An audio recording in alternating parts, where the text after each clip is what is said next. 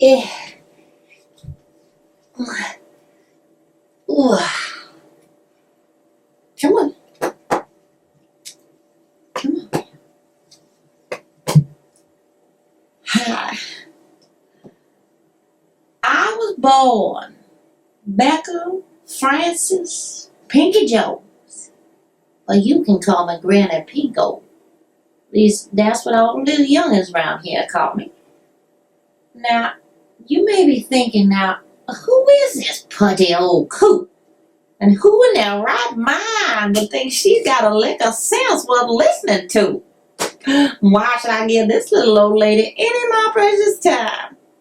If I want a love story, I'm gonna be scheming up some warrior princess, Frida Kahlo, Cinderella, and zebra hot pants sucking on a lollipop spread eagle over the Grand Canyon on the run from, yet crazy about, some saucy paperback hunk golden feather haired tight leather pants wearing hybrid alien government invasion fighting motorcycle riding tough guy, yet sensitive muscle man hero, born in Tupelo, raised by foster parents on food stamps, bound for something righteous, yet prey to the dark spirits, his anger and rage tamed only by the sweet satisfaction of two rosy lips, whispering sweet nothings about nothing from the ninja girl who's about to kick some in the day's heartwarming socio-political butt,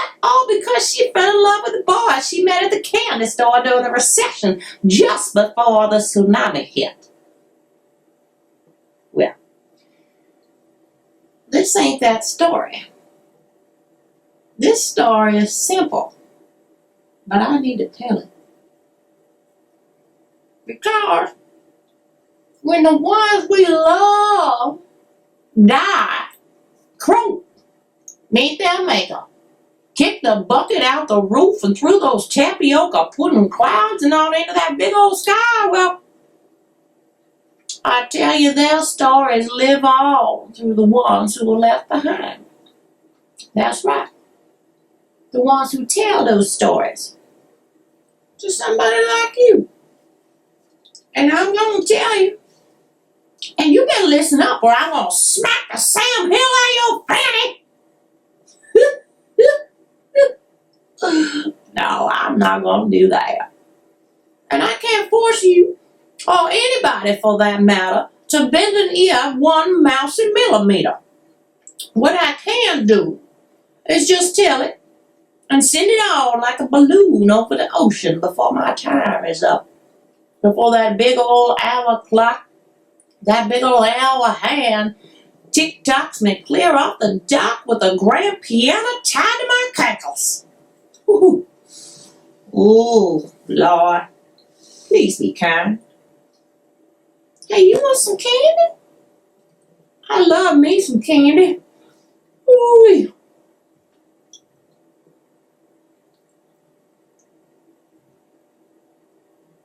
Now, would you look at that? Little hearts, just like my Herman. Only he had a real big old heart. You hear that? Her man. He was my man, and I was his her. I called him my Hercules. He was strong as a donkey at Machu Picchu. He could pick me up on the dance floor, spin me round over his head in the palm of his mighty hand like a helicopter propeller. Of course, I was just a dainty little missy then, light as a ladybug in a silk hanky. Little Miss Pinky, the bombshell ballerina, they'd say. Herman gave me a new pink tutu on our anniversary every year for 55 years. We were together for 55 years. We met on the dance floor. when neither one of us had no more sense than a Ritz cracker. Horny as rhinos in rainy season. Stargazers. Teenagers in love. 55 long, back-breaking, baby-making, roof-shaking years together. We love like a fruitcake loves to travel, like trees love to sway, like a spoon loves ice cream. He was a devilishly handsome fool, with a flair for fashion like you'd never believe. Matter of fact, my Hercules took more time to do his hair, to primp himself in the mirror for a party than a prom queen practiced her wave for the town parade. Oh, I'd be up and ready in no time.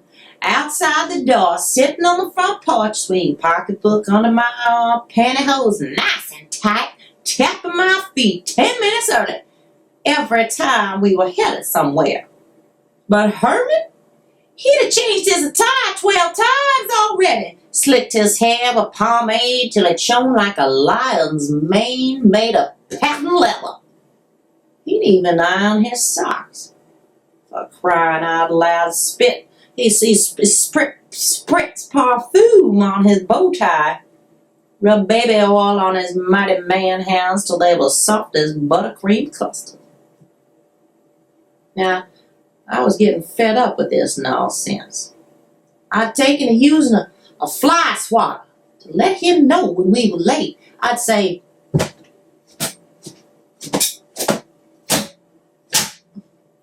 got it. I had to make a good sound. It had to make a sound. I'd say, there we go. Herman, you got 10 minutes. Come on now. Herman, it's been 20 minutes. Now get your ever-loving shiny tuckers out here. I'm going to stick a cockroach in your cornbread next supper. Herman, Lusher, Bunky, Gibson, you get your pretty pansy persona out here this instant, or I'm going to pop a cactus rocket up your behind and you ain't never going to sit on that throne in front of your mirror again. Now, another half hour would go by, and my head would be hot as a hungry hippo in Hades, huffing and a puffing and a carrying on like a big bad wolf ready to blow this house down. He'd be in there just a whistling away, shining and winding his great golden watch, just so. Now that thing never did tell time, but Herman insisted on wearing it every day, 'cause he made it, well, he said it made him look like a distinguished gentleman who had all the time in the world. And he thought I deserved one of those. Herman, I don't give a puppy's piddle what you look like. Just get outside. He'd take another 5 minutes, fiddling with the kerchief in his breast pocket, folding it all intricate, like he was going to submit it to an origami competition, and his life depended on the prize. It was ridiculous how much time this man put into his appearance. And then, like a newly crowned king, he'd step out that door onto the porch as if he were hosting a royal ball for all the ladies of the land, just a gleaming and a glistening with more pride than a politician at a pork roast. Well, like a mad cat, I would swat his top hat clean off his head and into the neighbor's burn pile. I was so mad I could spit. I wouldn't talk to him the whole drive. No, sir. Wouldn't turn my cheek for nothing. I just peeled straight ahead, my glare just as intense as a circus fire. Jaw locked down, tip slip sealed tight as a Harry Houdini street jacket. Every time he'd open his mouth to pine for my attention with that flashy charm and, oh, Pinky this and oh, Pinky that. Well, I'd smack the dashboard. Well, Herman, he just laugh at me. Tell me how intoxicating and feline I am when I'm mad as a jackhammer. And after he'd flattered me, flat as a pancake with all this old Pinky this and old Pinky that, well, before you know it, my Houdini smile would escape from the bonds of prejudice, and I'd be laughing too alongside him, saying, Herman, Lusher, Bunky, Gibson, I do declare you are the dag-blasted most nerve-twisting son of a gun this side north of fried okra. One day you're going to walk out that door, and I will not be waiting for your pretty, fancy-pants self. I'll be long gone on to the party. On time. Find me a plainclothes raggedy lump of a fella to dance with, and you'll have to walk all by yourself and scuff up those shiny loafers. Now stop wasting my time and get yourself ready at a civilized hour from now on. But he didn't listen. No, sir. And so one day, I did the worst thing I ever did. I went on to a party without him. And I left a note right there on the porch swing by my fly swatter. I said, Herman, you stubborn, prissy fool. You're going to have to walk this time.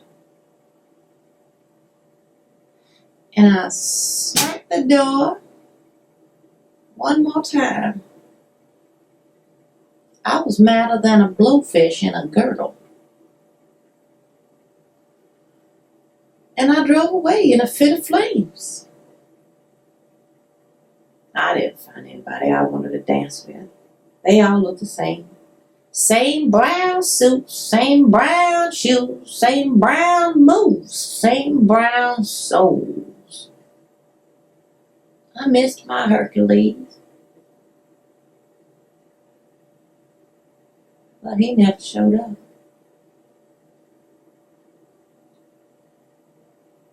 When they told me, I drove just as fast as I could, and only I jumped down the road just after the candy shop alongside Nancy Creek.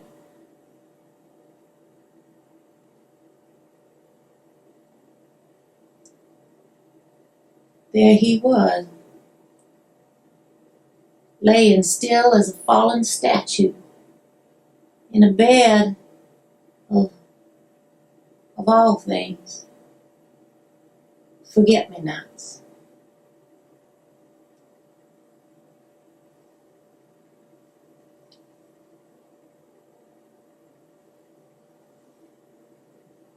He was lying there like he'd practiced the fall 11 times, just to get the landing right, in just the right spot.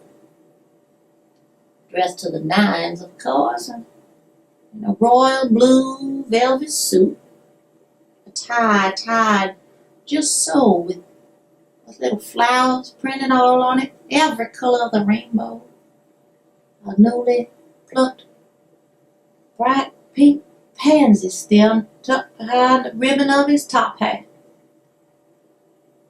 He must have just plucked it. The final touch.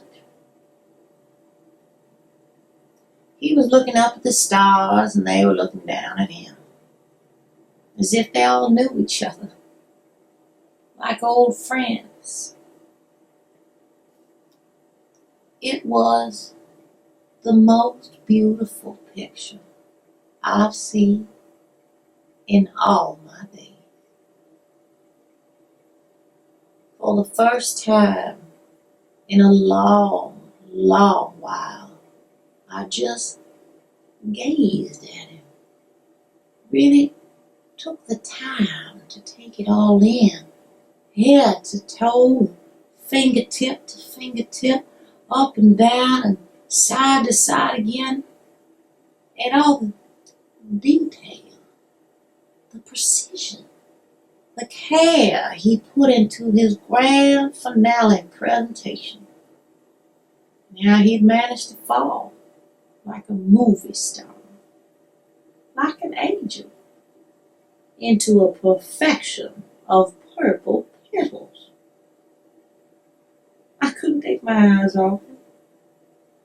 I saw him for who he was, who he'd always been for 55 years. He was divine, truly divine. When I returned home that night, alone, in silence, no whistling, no laughing, no pats on the bottom when I climbed the first porch step, I saw it. The note I had left him. Those careless words saying such careless things.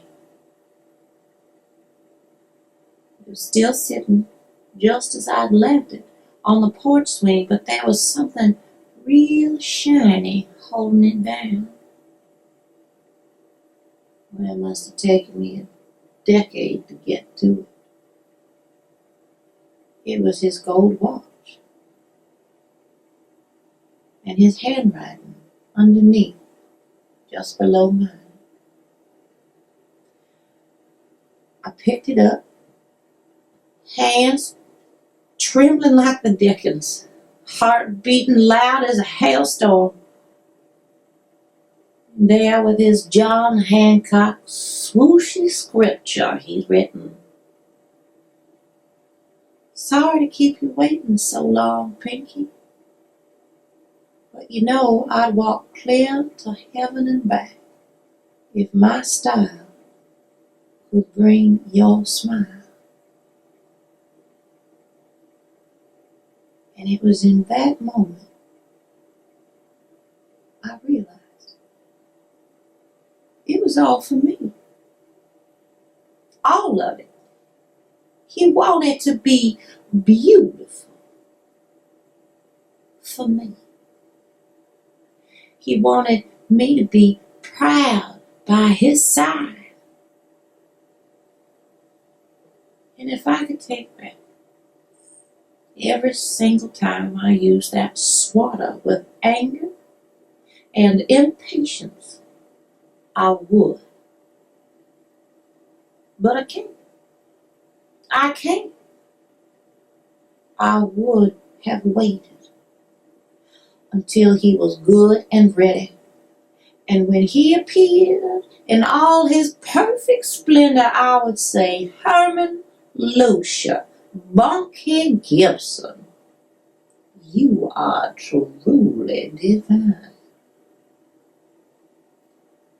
Now the reason why I'm telling you this story, so you make a better choice than I did with the ones you love. Take time to notice the little things that someone does just for you, because they love you. And they do what they can, the only way they can, to bring beauty into your life.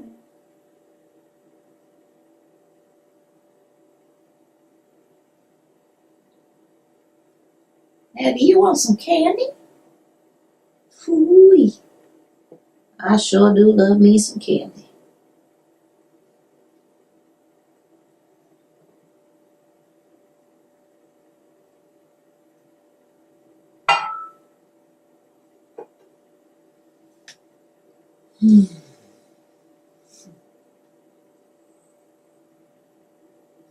Come on now.